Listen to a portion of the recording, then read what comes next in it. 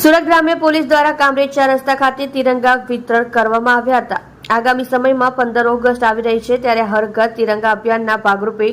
સુરત જિલ્લામાં પોલીસ દ્વારા લોકોને તિરંગા વિતરણનો કાર્યક્રમ યોજાયો હતો।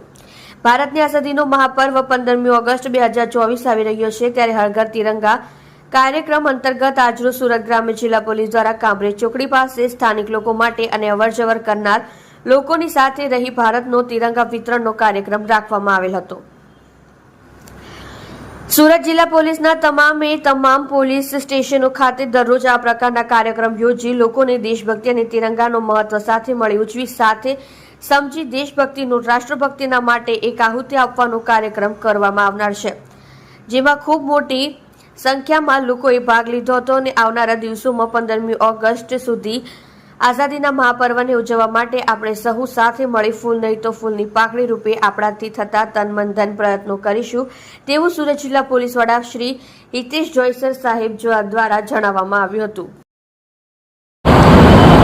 ભારતની આઝાદીનું મહાપર્વ 15મી ઓગસ્ટ 2024ના આવી રહ્યું છે, ત્યારે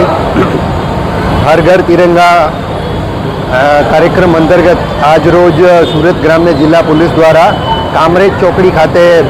અહીંના લોકો માટે અને પસાર થતા લોકોની સાથે રહી અને તિરંગા વિતરણનું કાર્યક્રમ યોજવામાં આવેલું। સુરત જિલ્લા પોલીસના તમામ પોલીસ સ્ટેશનો ખાતે હવેથી દરરોજ આવા પ્રકારના કાર્યક્રમ યોજી અને લોકોને દેશભક્તિ અને તિરંગાનું